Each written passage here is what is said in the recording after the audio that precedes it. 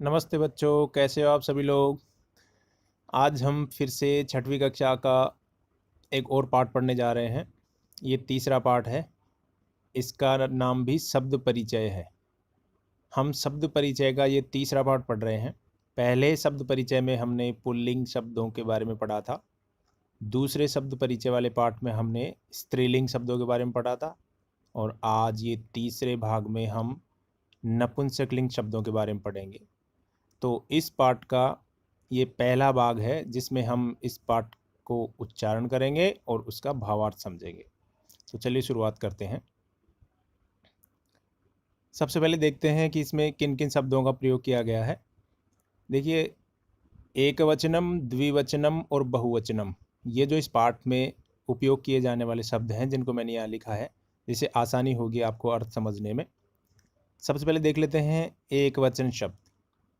एतत् और तत्, ये शुरू के दो पैराग्राफ में ये शब्द उपयोग किए गए हैं। पहले पैराग्राफ में एतत् और दूसरे पैराग्राफ में तत्। तो एतत् का मतलब होता है यह, अर्थात एक के लिए कहा जाता है यह, और तत् का मतलब वह, ये भी एक के लिए कहा जाता है। फिर द्विवचन यानी दूसरे पैराग्राफ में एते, ये दोनों, ते, वे दोनों। फिर आखिरी के पैराग्राफ में एतानी, ये सब, तानी, वे सब।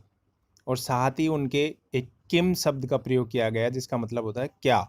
तो वो भी एक वचन, द्विवचन और बहुवचन, इनमें अलग अलग होता है। तो एक वचन में किम, द्विवचन में के और बहुवचन में कानी। साथ ही मैंने आपको प्रथम पार्ट में जो पुल्लिंग शब्द थे उनको फिर से एक बार आपके सामने लिखा है, जिससे आप समझ सकें कि पुल्लिंग, स्त्रीलिंग और नपुंसकलिंग शब्दों में क्या अंतर होता है।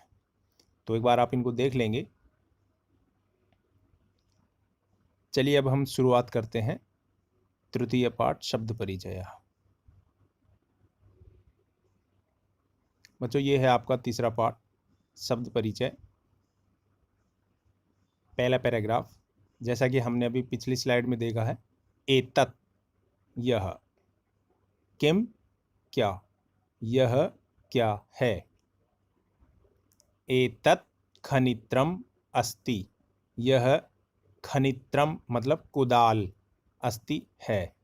जो आप देख रहे हैं ये महिला के हाथ में जो है उसको खनित्रम कहते हैं, कुदाल, जिससे कि खेतों में खुदाई की जाती है गड्ढा खोदने के लिए या फसल उगाने के लिए, उसको खनित्रम कहते हैं। एतत् खनित्रम अस्ति, यह कुदाल है। श्रमिका खनित्रम चालयति, श्रमिका, श्रमिका जो ये महिला है इसको कहा है, जो मजदूरी का काम करते हैं उन स्त्रियों को श्रमिका कहा जाता है, और जो पुरुष काम करते हैं उनको श्रमिक कहा जाता है। तो श्रमिकः, और ये स्त्री है इसलिए इसको श्रमिका। तो श्रमिका खनित्रम चालयति, ये मजदूरनी खनित्रम यानी कुदाल, चालयति चलाती है, ये कुदाल चलाती है। पहला पैराग्राफ समझ में आ गया। दूसरा देखते हैं। तत् किम, तत् यानी वह, किम क्या है, वह क्या है। तत् विश्राम गृहम अस्ति, वह विश्राम घर है, जहाँ पे लोग आकर के आराम करते हैं, विश्राम करने की जगह। किम अत्र भित्तिकम अस्ति, किम यानी क्या, अत्र यहाँ, भित्तिकम, भित्तिकम मतलब दीवार, इसको इंग्लिश में वॉल बोलते हैं, जो चारों तरफ से इसको कवर करती है उसको। किम अत्र भित्तिकम अस्ति, क्या यहाँ दीवार है। अत्र भित्तिकम न अस्ति, यहाँ दीवार नहीं है, क्योंकि देखिए हम इस घर में चारों तरफ कहीं दीवार नहीं दिखाई दे रही है, अतः यहाँ दीवार नहीं है। एते के, ये दोनों क्या हैं, ये दोनों कौन, जो देखिए इसके हाथ में जो है उनके लिए कहा गया है एते के, ये दोनों क्या हैं। एते अंगुलीय के स्तः, ये दोनों अंगूठियां हैं। अंगुलीय के मतलब अंगूठियां। देखिए बच्चों, ये जो अंगुलीय के शब्द जहां लिखा हुआ है उस लाइन में, उसमें मिस प्रिंट है, उसमें ऊ की मात्रा ग के नीचे नहीं लगी हुई है, इसलिए मैंने वो वहां पे सही करके लिख दिया है। तो वहाँ पे ग के नीचे ऊ की मात्रा लगेगी, अंगुलीय के शब्द होता है। एते अंगुलीय के स्तः, ये दोनों अंगूठियाँ हैं। स्वर्णकारः अंगुलीय के रचयति, स्वर्णकार है मतलब सुनार, जो अंगूठी बनाने का काम करता है। सुनार अंगूठियाँ बनाता है, सुनार ये दोनों अंगूठियाँ बनाता है। रचयति यानी बनाता है। ते के, वे दोनों क्या है? ते बस याने स्तः, वे दोनों बस यान है, बस गाड़ियां हैं। ते बस याने कुत्र गच्छत, वे दोनों बस यान कहाँ जाते हैं? ते रेल स्थानकम गच्छत, वे दोनों रेलवे स्टेशन जाती हैं।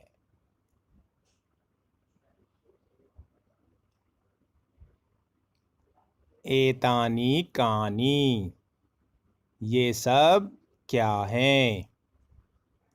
एतानी करवस्त्राणि सन्ति, ये सब करवस्त्राणि, कर मतलब हाथ और वस्त्राणि मतलब कपड़े, जो हाथ में जो कपड़ा रखा जाता है उसको करवस्त्राणि मतलब जो रुमाल होते हैं उनको करवस्त्राणि कहते हैं।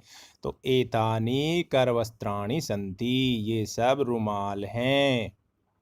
किम एतानी पुराणानि, क्या ये पुराने हैं?